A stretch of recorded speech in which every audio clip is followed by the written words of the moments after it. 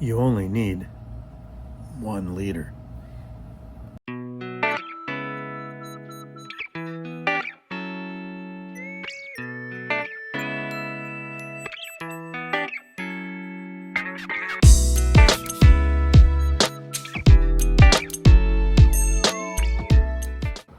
Hi all. I've been watching a lot of videos about leaders again, and man, that can be really, really complicated. And I'm a simple fisherman, you know. I do get into some geeky stuff sometimes, but this is way more geeky. So let's just talk about leaders, just real briefly and generally. So the first thing is the point of a leader is you have this heavy fly line and you want to transfer the energy that's coming through the fly line to the fly, and you want to make the fly turn over and land on the water. Well, if you were to put your fly right at the end of your fly line, it would just like slam down on the water. It doesn't sort of dissipate the energy. So the basic structure of a fly line, and I'm just going to okay, I've got visual aids today, so you can tell I was actually thinking about this. So a typical fly line is really in three major parts. There's a thick part that connects. This is where your fly line would be right here. I should have written it down there.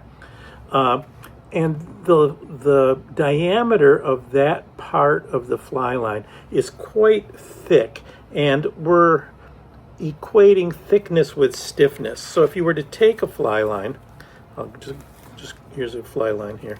I'm just grabbing it out of this packet here, and we take my handy dandy calipers and we stick it on there.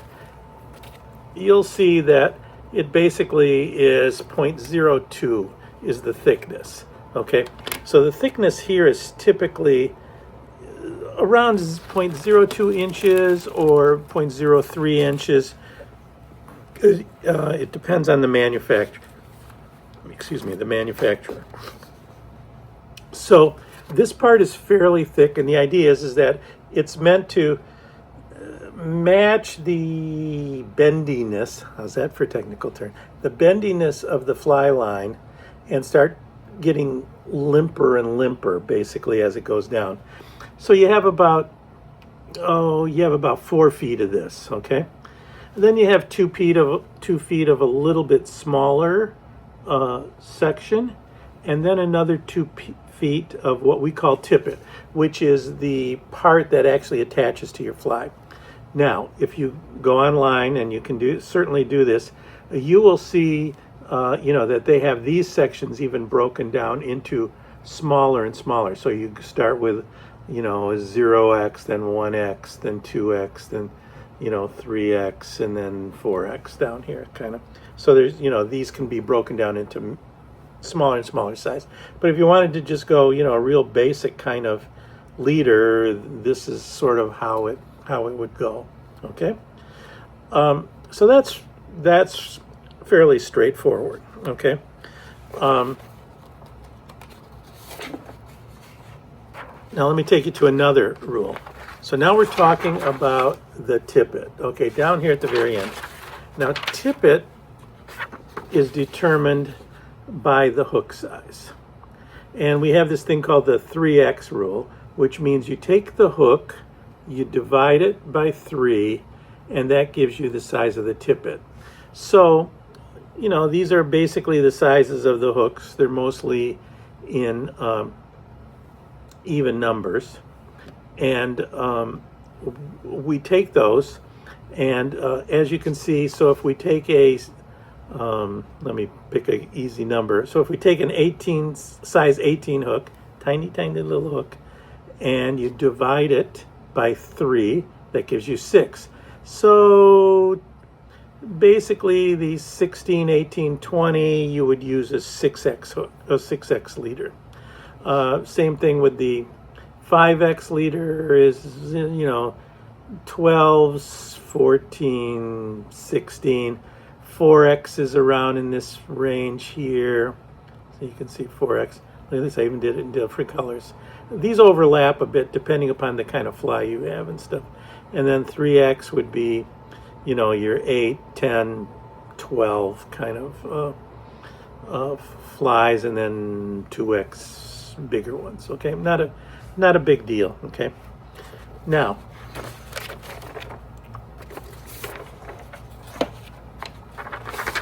here's how I can make here's how I make a leader work for me. So I'm not changing leaders. I don't change leaders a whole bunch. I typically buy 3X leaders.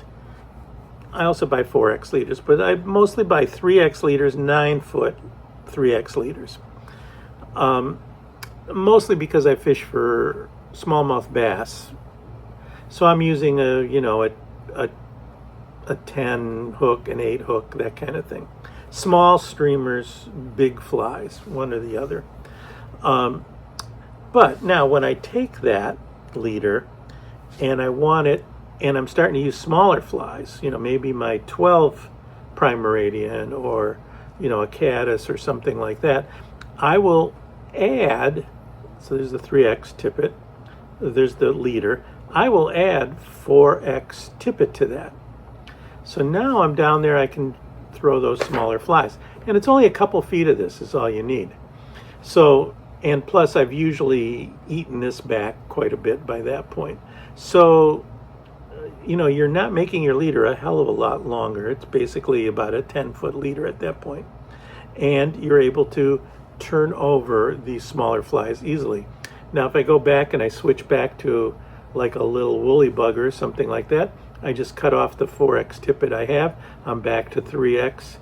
Even if I wanted to, because these leaders are tapered, it's continuously getting bigger. So it's not like jumps as in this thing. So as you come back here, it's 3X at the end, and then it kind of gets, and it's 2.5X, and then, okay, so it gets bigger and bigger and bigger. So I pretty much have this 3X leader on, and then I will just add tippet to the end of it. If I need 5X tippet, then I can actually put some 4X on there and then add on some 5X on the end of that. And typically, if you're using those kind of small flies, you need that longer leader anyway, because it typically means the fish are a little bit more spooky. So how does that work? Well, let's take a look at it. Let me pull out a bit of leader here. And so basically I have my 3X leaders, and okay, I'm gonna pull this apart. This is going to be a big mess by the time I'm done. And I am going to pull up. So here's my 3X tippet. And here is my 4X tippet. So this is the end of my fly line. So I will then, typically, I'll pull off a couple feet of this. Oh. Okay, that's enough. Cut that off.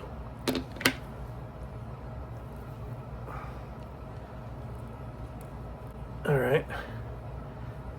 And then all you have to do at that point is just do a quick double surgeon's knot on it.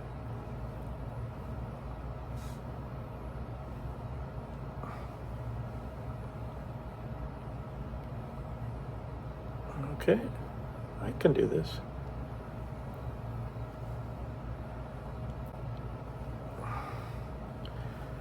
And well, that's the slowest double surgeon knot I've done in a long time.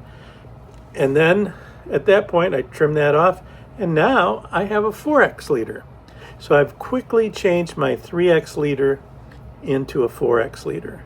And it was 9 foot, so now it's 10, 11 feet maybe at this point, okay? If I was concerned about length, I could have even cut back the leader a little bit more. So that's really all there is to it. So I carry the 3X leaders with me, and I buy a lot of them. And then I have 3x leader, or 3x tippet, 4x tippet, and 5x tippet. But really almost 90% of the time I'm in the 3x tippet, 4x tippet space. Okay? That's all I have for today. I hope this simplifies things for you. I know leaders can get kind of crazy at times, but if you keep it simple, it's not that hard. You're not going to be fishing with that much variety, that big a variety if you're sticking to your particular area that you fish with. And so you don't need to have a leader wallet. I remember when I first bought my stuff, I got a leader wallet with all the different size leaders and all this, and then I realized I didn't use hardly any of them. So if you're a typical trout fisherman, that's going to take care of about 90% of your needs. Okay, I hope that was helpful. Again, subscribe. We're trying to build things here, and just take care. Okay, we'll see you. Bye.